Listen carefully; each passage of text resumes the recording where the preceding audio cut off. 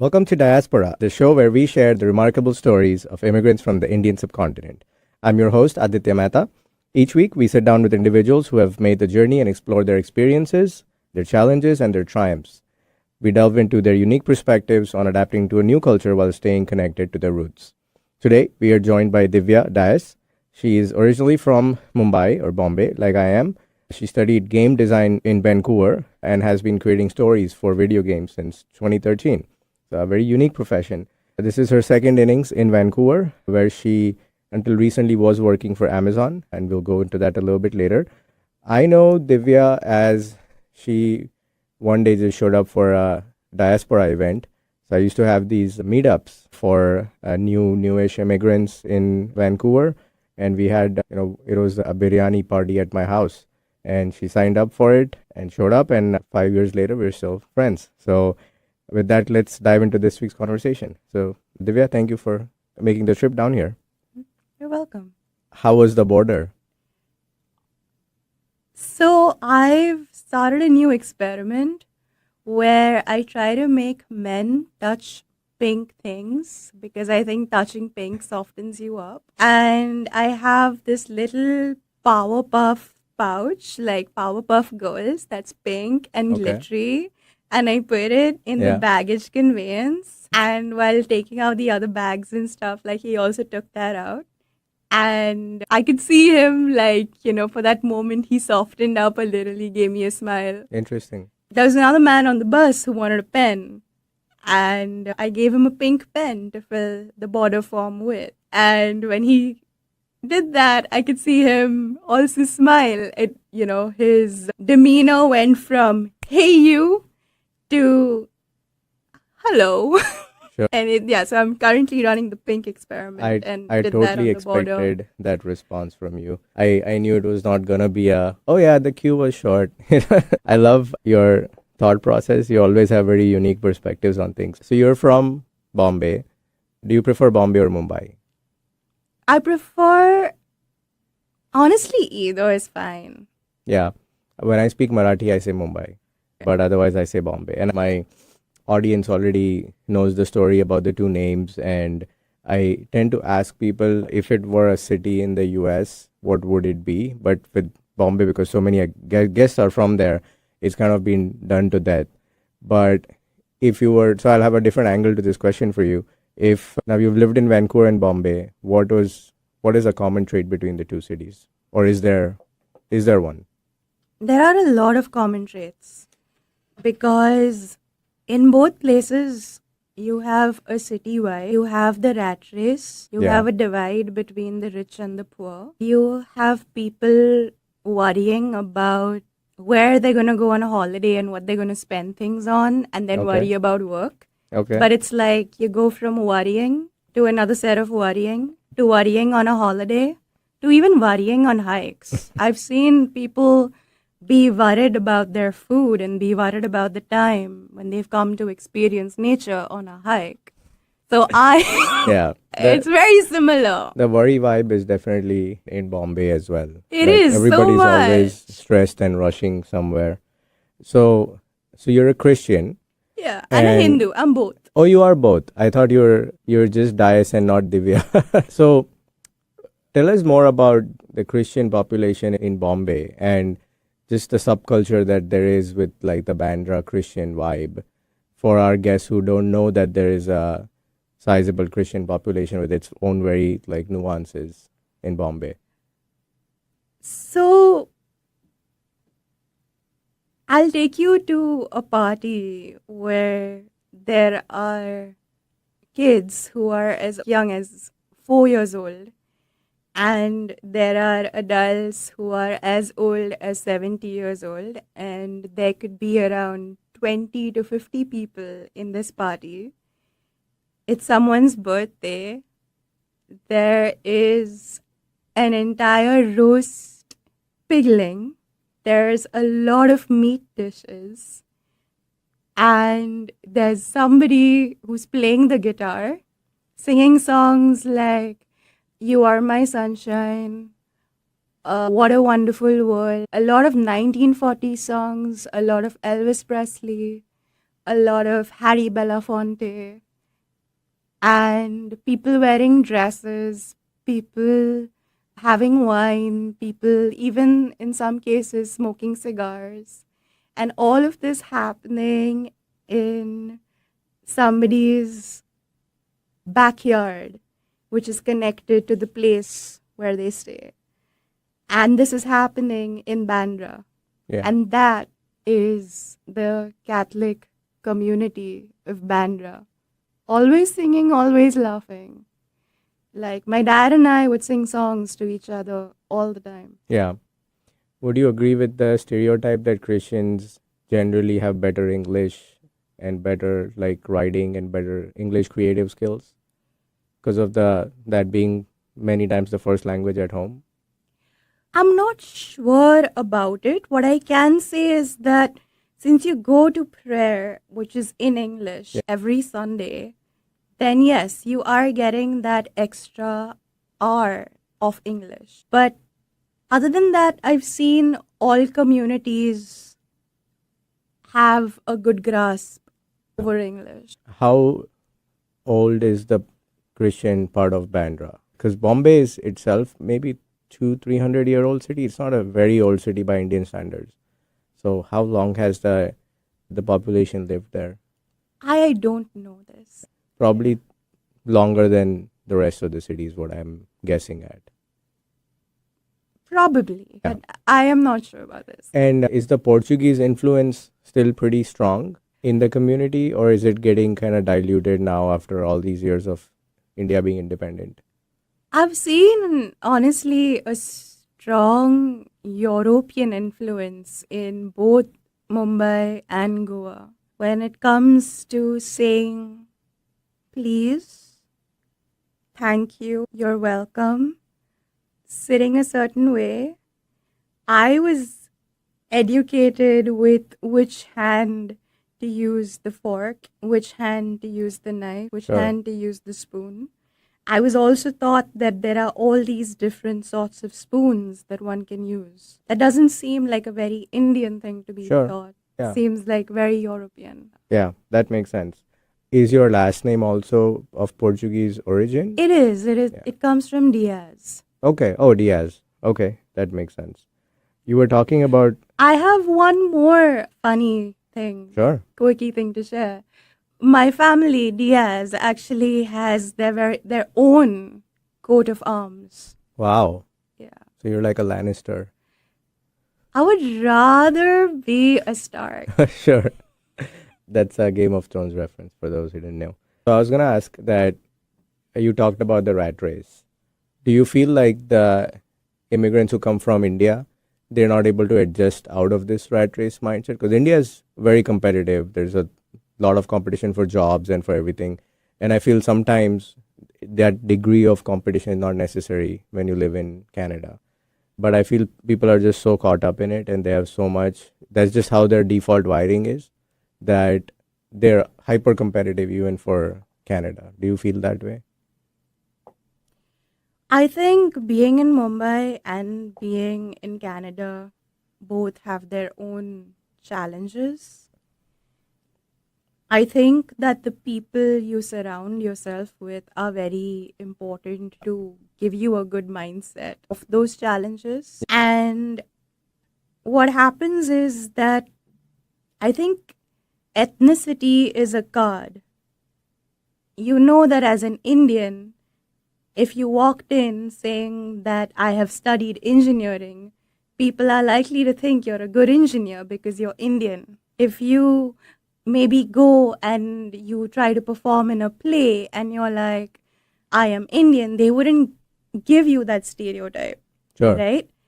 So you go from a place which has an entirely different stereotype for you because in India, it's mostly Indians. And then you come into Canada where you're a minority, where another bunch of stereotypes are Yeah. attached to you. So you have to adjust to those stereotypes and you have to break yourself out of it. It is an incredibly tough thing to do. So I don't think that people bring the rat race because they are conscious or they are like, I'm going to be competitive.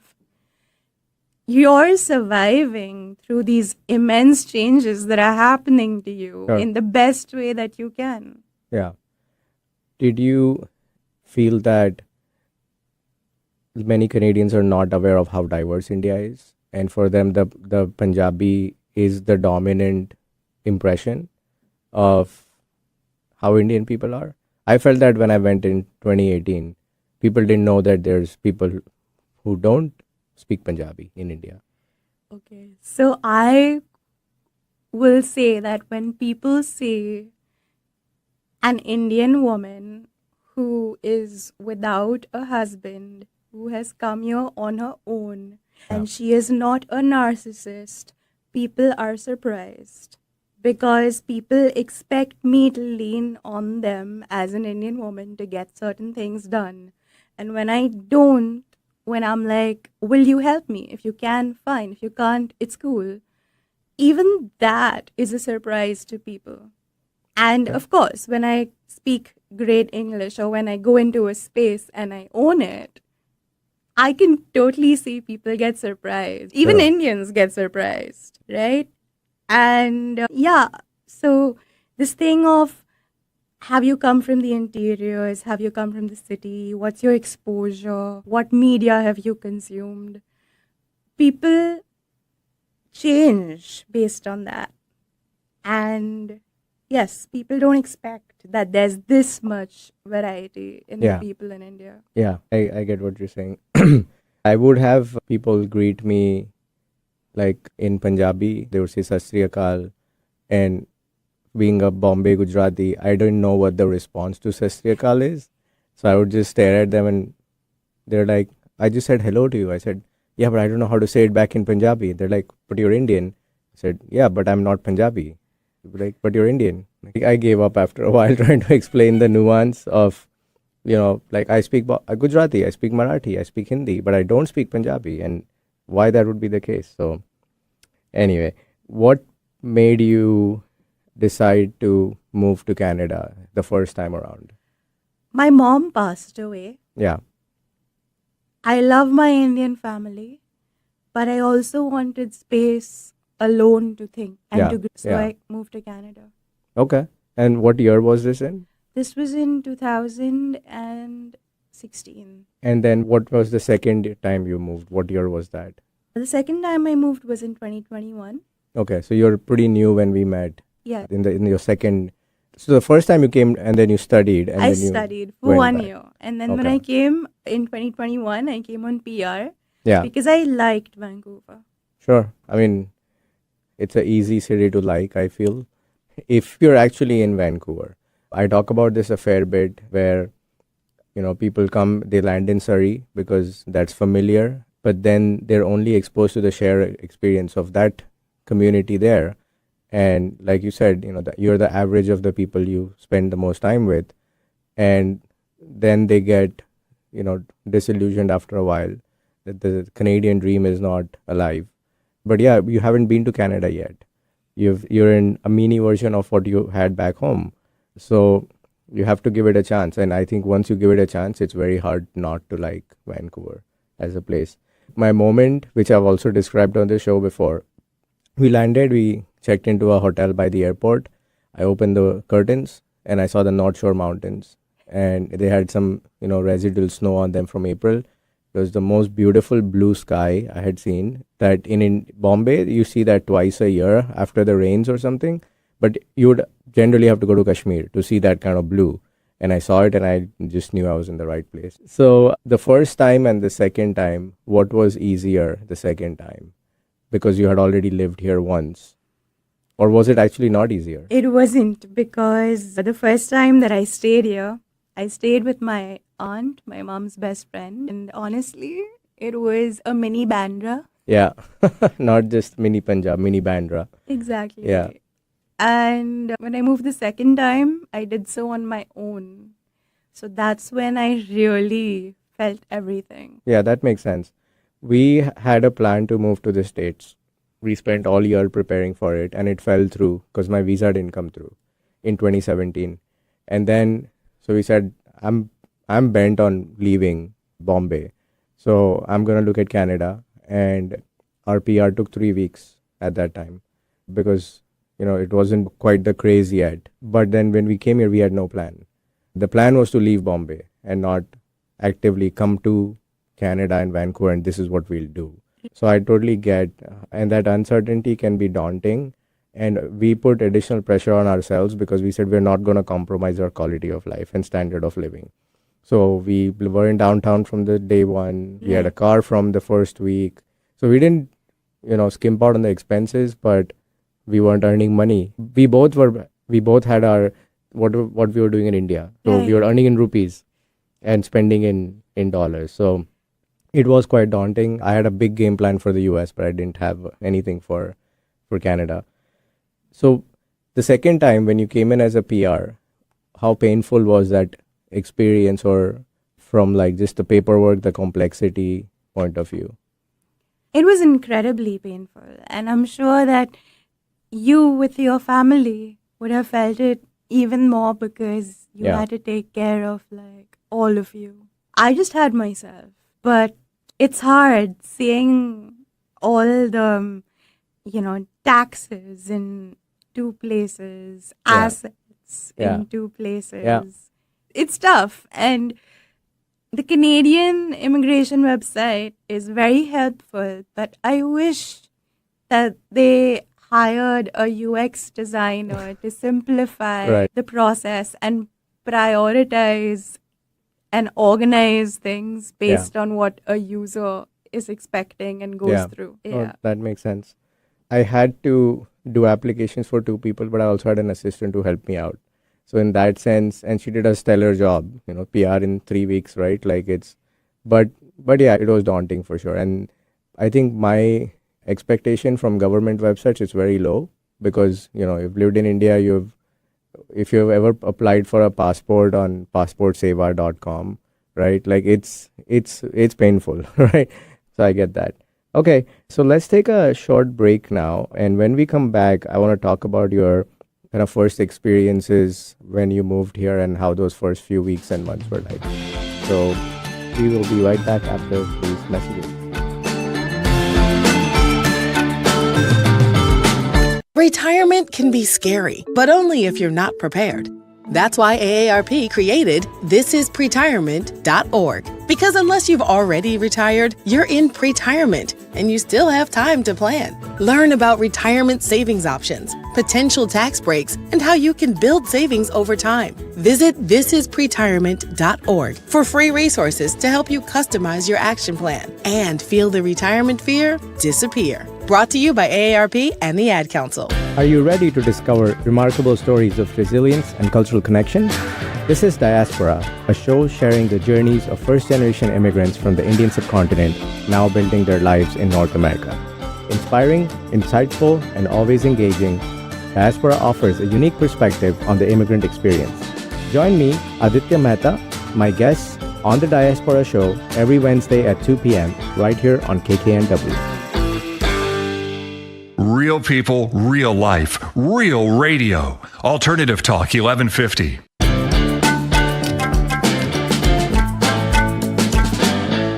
Welcome back to Diaspora on KKNW, where we share interesting stories from first-generation immigrants from the Indian subcontinent. Today we are talking to Divya Dias, a friend of mine from Vancouver, and she's a video game story designer. And you saw some of those stories telling skills come out in the first segment. So once you landed in Vancouver the second time, because you didn't come into a protected environment, you came by yourself. What were the first few days like? Any notable, something funny that happened or some misunderstanding due to the different language or culture? Any such stories that you can share? I came into Canada on my own, yes, but I connected with this fabulous person who was going to be a flatmate of mine when I came into Canada. I thought you were going to mention my name, but never mind. Go ahead. Aditya, you're fabulous too. Go ahead. Yeah, this fellow, his name is Dwight. He is part Ukrainian, part Métis. And he was a bro, like rock solid from the get go, whether it was what do I need, whether it was creating a steak meal for us, cooking salmon. I remember this And- story now that you mention it. And I'd never done that in Mumbai. Of course. So this was Yeah. definitely new. And he has a beautiful dog called Odin, Sheltie. Okay, so that's interesting. How did you meet him? Met him online, did a video call, and seeing him and seeing the dog and feeling like just the warmth and friendship that was Yeah. coming from there, decided to take a chance on it. That's good. Yeah. Because, like I was saying earlier, most immigrants, they come in, they meet other new immigrants. They don't usually meet someone who's everyday Canadian, been here their whole life. It's just a different group of people, I guess. They hang out in different circles, I guess. For us, we got introduced to a group who had been there for 15, 20 years. And it really helped us because you're not on day one talking about immigrant problems. You're talking about everyday life. That really gives you a very different perspective and gets you off to a different kind of start than you would if you were only hanging out with other new immigrants. Absolutely. And I think that for me, seeing the different perspectives is when you actually start to grow out of the perspective that you Yeah. came with. Yeah, absolutely. How did Amazon happen for you?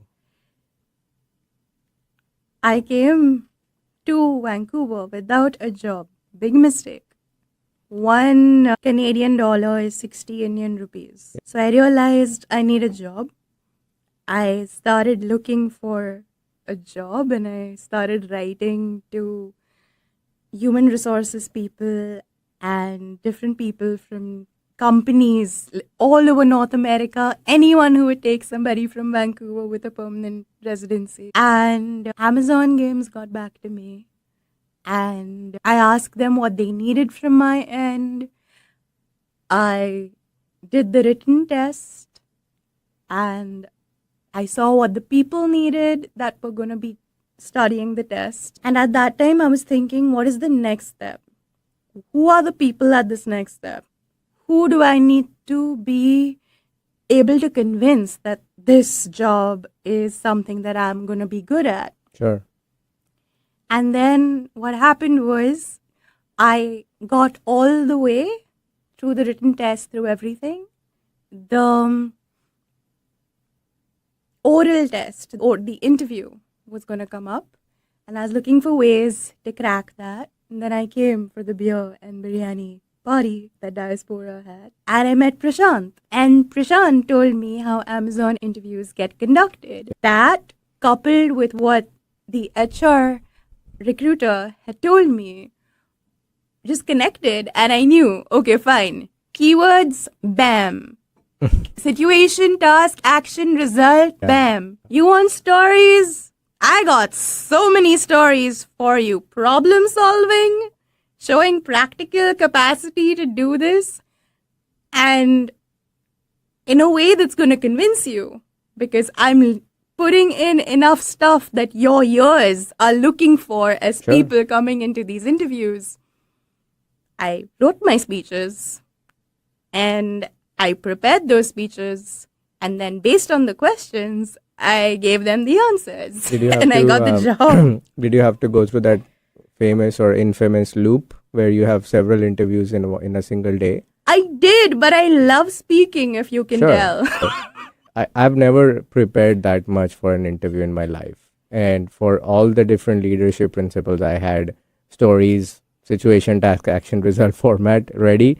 So whenever they would ask me, most of the time did have something for them. But it's a pretty grueling interview experience for sure. The thing is, I am an artist. As an artist, I am not used to thinking of material. I am not used to thinking of practical things. My head is in the clouds, right? So it's more about all this amazing ideas that I have in my head. How am Yeah. I going to translate it and Yeah. communicate it to you? Makes sense. You mentioned that you love to design your life. Tell me more about that. Yes. So every place, whether it's Mumbai, whether it's Vancouver, has its set of systems. And I am a game designer. So when I go into a place, I see it in terms of its systems. And then I try to think about, if this is my life and my priority of my life is art, then there needs to be a flow of income that is more than the flow of expenses. Sure. And I need to keep my health, because if I've got my health, I've got my art, and I've got my finances, everything else is something that I don't need to put any attention to. It can happen automatically. So then any excess, any media, absolutely anything that doesn't fit into what life I want to create for myself, I can actually just do away with it. And then the more I do away with stuff, the more I just eliminate stuff, the more time I have to chill out in my art. And that's how I design my life, knowing my priority, knowing the financial flow, Yeah. and knowing, am I taking care of my health? So when you say eliminating stuff, that could be things you do, it could be material Things I do, people whose energy doesn't match with mine, I'll just move on. Sure. I'm very choosy about who I want to spend time with. I'm open to all ethnicities, all countries, all Yeah. genders, everything. But the energy that a person brings, the thoughts that a person brings are very important to me. So even that is like, your thought process is not good enough. Okay, I don't need you. Yeah, that makes sense. That's an interesting way to look at it. So anything that's not in these three segments, the finance, the health, and the art, you just brutally take it out of your life. Like, you don't need it. I found that harder to do in India because you're part of this social web, and you do a lot of things because you have to, or because, that's the way to do it. Like socializing, for example. A lot of people who you will end up spending time with, you may not want to, but you just do it because, that's how society is. So of course you could meet all your cousins all the time. Like, But I don't have time for that. You may have time for no, it, but I don't. nobody has time for it, but people Exactly. still do it It's easier to do it here. I don't do anything that I don't want to do, Yeah. because I'd rather do the hard work to get my life to be exactly how I want it to be. Sure. So, my point was, it's easier to do that when you're far away than it is when you're in India, in like the whole social net. This is a good place to practice it, but it can be done in India as well. All you need is good lines to set boundaries. So it's Yeah. like, I'm busy, I have work, sorry I can't. You just Yeah. you need to practice doing it, because your time is important, right? Yeah. I think valuing time is something I didn't see much of in India. Like, even if it was my client, they will not value your time or pay you for your time. Like, I would get called for a meeting in the second half of the day. So it's like, show up sometime between 1 p.m. and 6 p.m. and I'll see you when I'll see you. Like, so I'm on the same page as you are. Like, I love that the life I live here is of my choosing to the fullest degree. Where I live, what I drive, what I wear, what I eat, who I spend time with. So that's definitely very valuable. So now what's next for you after Amazon? Yeah. In India, I was a lot more adjusting around people. Right now, with the time and the boundaries and everything I've started setting, I have decided to work for myself and to create story skits based on, things that I see, like fantasy. I'm creating this persona called the Wicked Witch of the East, because there's Wizard of Oz, which doesn't have the copyright anymore. The movie Wicked was based on that. And the Wicked Witch of the West has been spoken about in detail. But I want to do an entirely separate universe, an entirely separate group of people who are connected to the Wicked Witch of the East. Okay. I'm basing it in urban North America, and she is an immigrant because she's gone to Oz and then she came Yeah. to North America, right? And Indian magic goes so far and is just so primitive. And I can channel all of that into the way the Wicked Witch of the East thinks, the way that she works, the way that she does different things. And she's going to be hanging out with like the magic mirror and a munchkin and some other wicked witches from different stories. So we look at these things in different, distinct ways, but we know they're all interconnected, right? Yeah. So just bringing that out through the stories and really, we are all human. We are all energy. So let's just have the magic already. Will this be like a YouTube video series, or how will one consume this content? It will be a YouTube video series. Okay. And is it like animated, or is it illustrated? I will be acting all the roles because Okay. I am Wow. very inspired by the oral tradition of storytelling, Yeah. where the high priests and the high priestesses used to take people to this new land and make them think in new ways through the stories they were enacting. Very cool. So you'll act all the different roles out. And when do you think you'll have the first video out? Or is it already out and I don't know about it?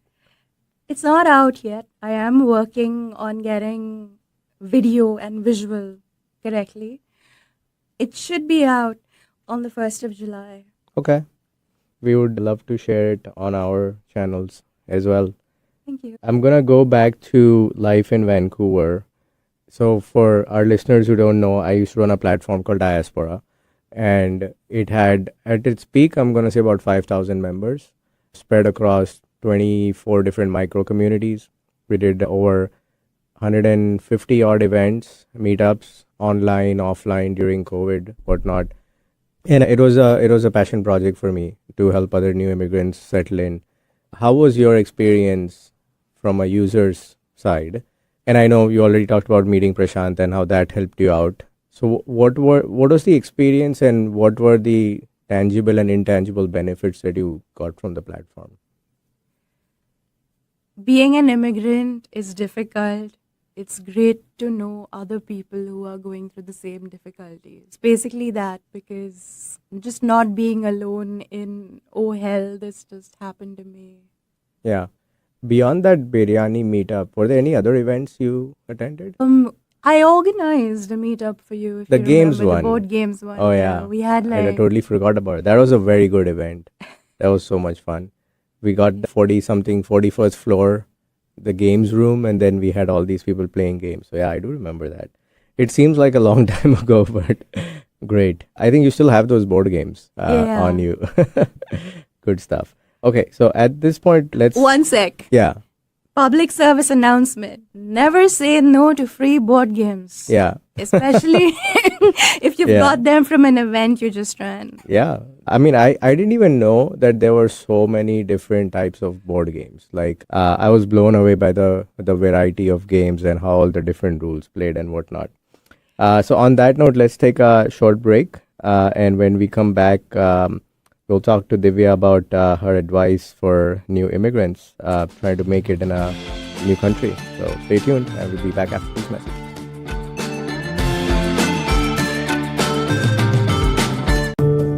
As a teacher, I should know the answers, but with Crohn's disease or ulcerative colitis, answers don't come easy.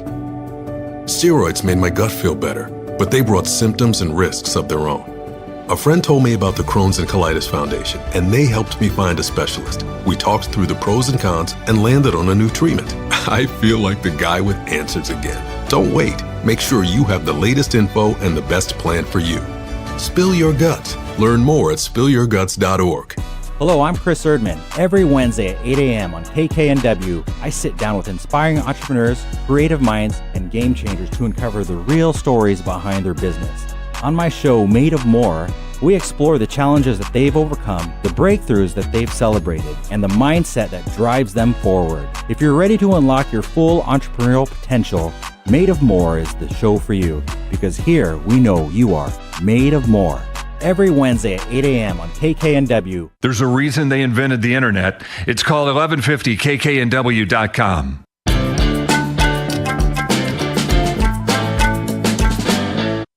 Welcome back to Diaspora on KKNW, where we share interesting stories of first-generation immigrants from South Asia.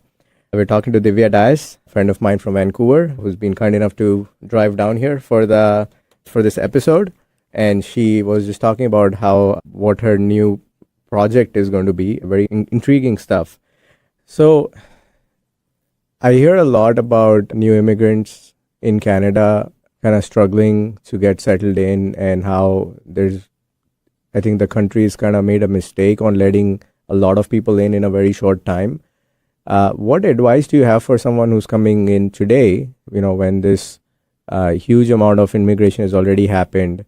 And what would you suggest them to do to get to a head start and not to struggle like we spoke earlier about? So I think the main thing is resilience, because you don't know what problem you're going to face. And I think coming over here, either with family, with somebody you love, or really, really enjoying your own company, is something that you need to do, because it's not easy to make friends. Yeah. I think the older you are in life, the harder it is to make close friends, right? Because you have a more developed personality, you have more preferences of who you want to be friends with and not, versus when you're 4 years old in kindergarten. But beyond that, because when you are a minority, depending on who interacts with you, they may see you in different ways in which you're not used to being seen.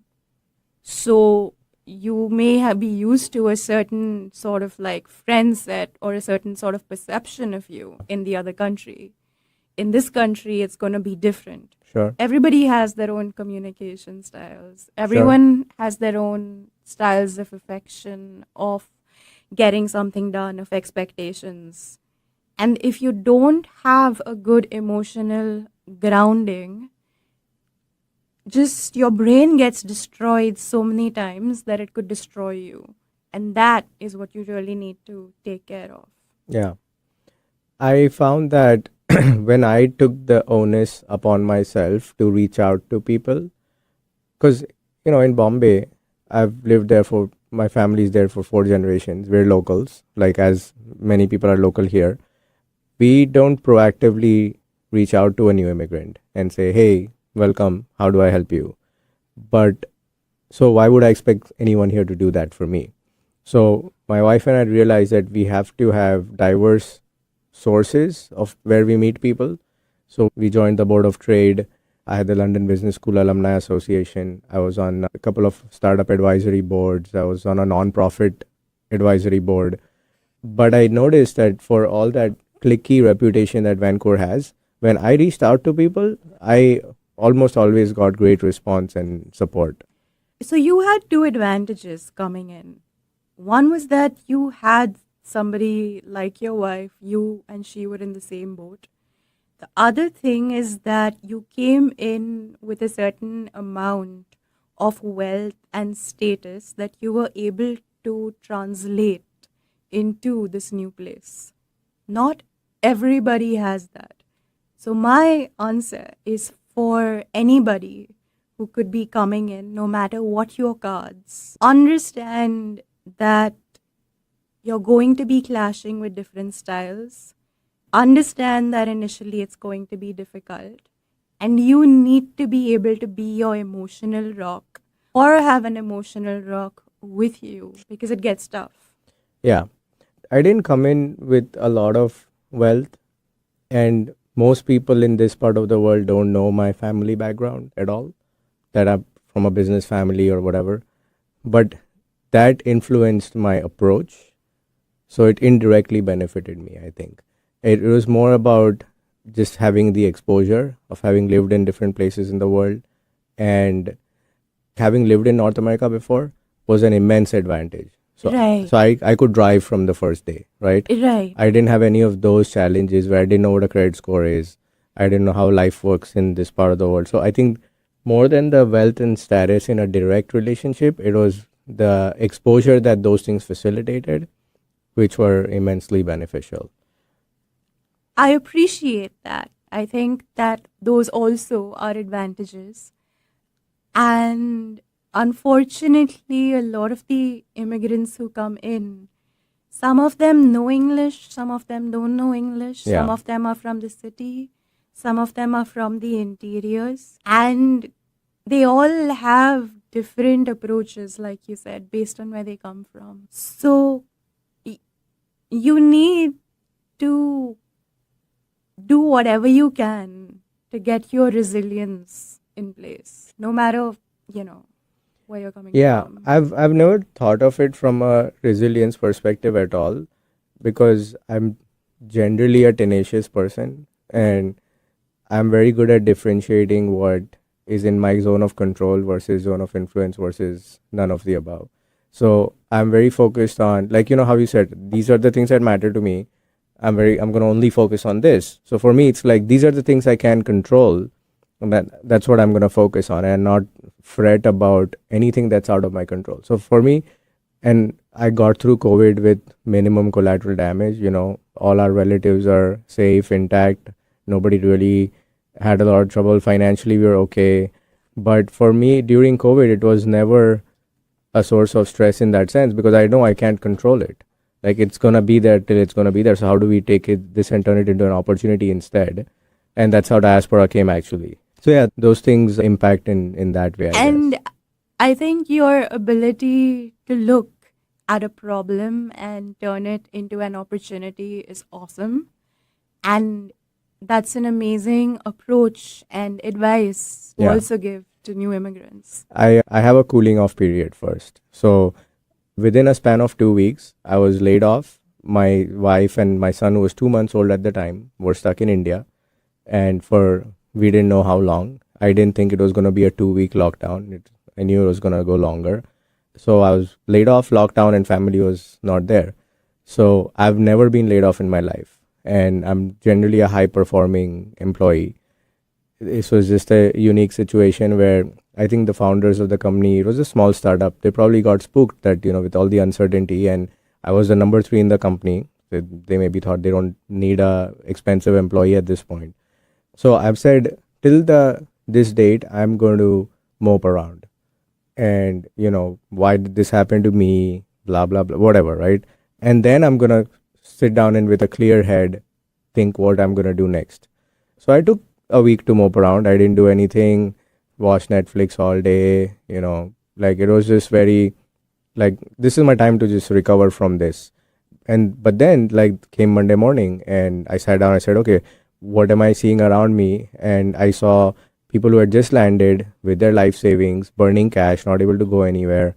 And the kind of challenges they faced and the kind of questions they had, I was like, there is no prep being done to prepare these people to succeed in this country.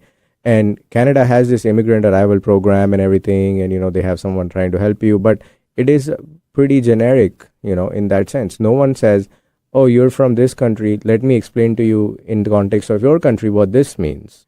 So if someone says, what is a transit code in a bank? And you're like, well, it's what you call IFSC code in India. They're like, okay, I get it now. So that's where it stemmed from. It was very resource heavy to start with. But then I realized that more than a user manual on how to succeed in Canada, people first need to just interact with other people. And that has this network effect of shared experience, which will be way more powerful than any kind of user manual I make. And that's how the whole idea came by.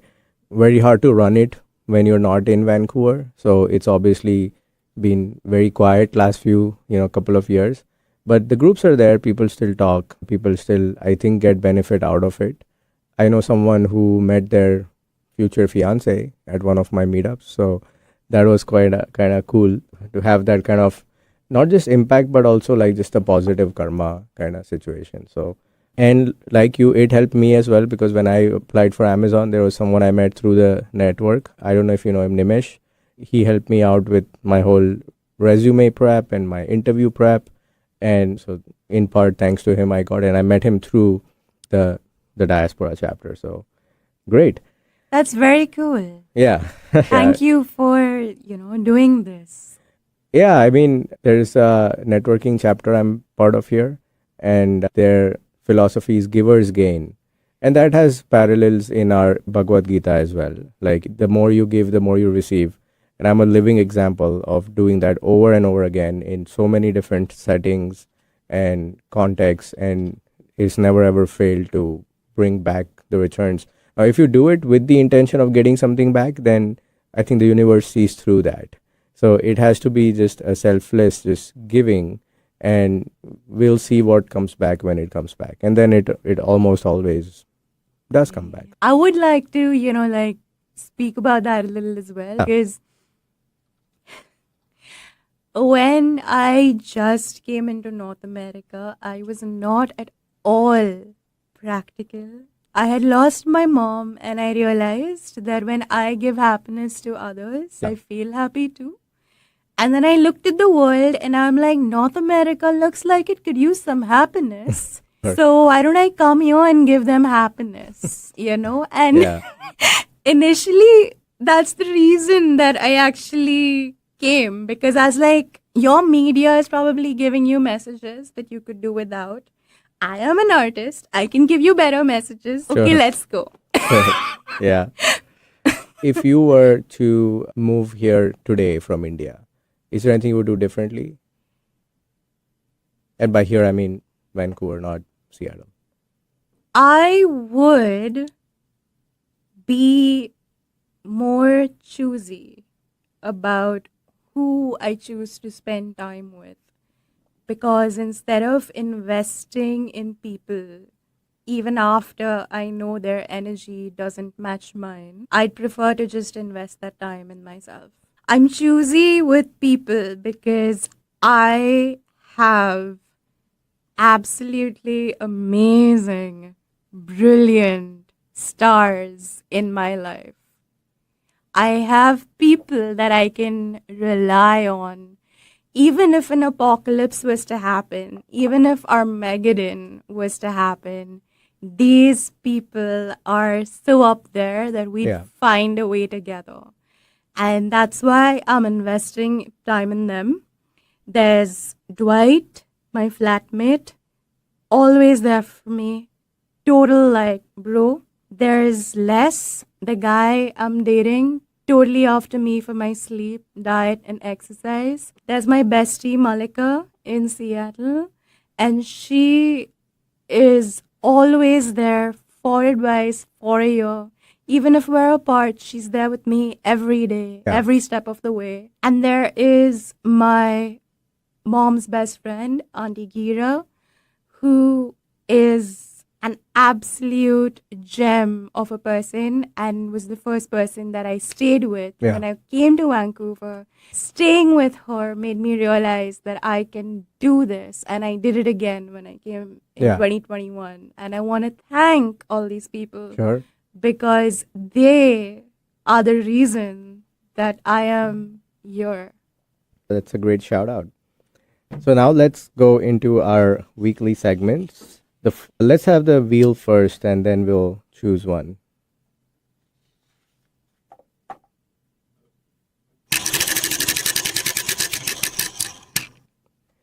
So this one is called Commercial Break. India has really great TV ads. And most people I know have a favorite TV ad or something nostalgic from when they were growing up on TV. Do you have a favorite Indian TV ad? There's a 5-star ad that really applies to the world right now, which is basically there's this fellow who's looking for his lost dog. And he keeps searching the place, running around, where is the dog? And there are these two guys who are having a 5-star. And they don't bother. They're near the car. They don't do anything. They just stay where they are, right? And the car is theirs. But they're not driving to look around and find the dog. Few minutes later, the dog comes out from under the car. Had they done something with the car, the dog would be dead. And that's the ad. Sometimes all you need to do is do nothing. Do nothing. So more context for our listeners. 5-star is a candy bar in Yes, India. it's a candy bar and Yeah. you munch it and then you just have some good times. I'll look for that ad on YouTube and put a link in the show notes so we can share it with everybody. I think we have time for another of our weekly segments. So can we spin the wheel again?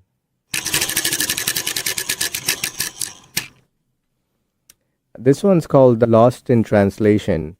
So when you were new here, did you have any kind of funny situations or lighthearted situations because of differences in language and cultural nuances?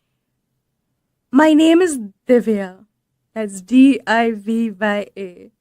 People don't get it, so people call me Diva. And I Okay. just decided to keep it. So I'm like, if you can't say Divya, you Yeah. can say Diva. Yeah. Diva dies will do. Yeah. That's one of the times when the mispronunciation had a positive effect. A lot of times the name pronunciations go wrong and have a negative effect. So great. Well, thank you for sharing those stories with me. That brings us to the end of today's episode. Thank you for listening to Diaspora. We hope you enjoyed hearing Divya's interesting stories and appreciate her storytelling skills. Remember to check out our show notes for links and more information about the topics we discussed today. You can find Diaspora on all major podcast platforms and can subscribe to our channel on YouTube. If you like this episode, consider following us on Instagram or leaving us a 5-star review. Diaspora is part of the Staying Power network of shows and podcasts, all of which are dedicated to inspiring listeners to build lives of meaning, connection, and value. You can find the Staying Power network of shows wherever you get your podcasts. We'll be back next week with another interesting story from the South Asian diaspora. Until then, take care and stay curious. And Divya, thank you for coming. Thank you for having me.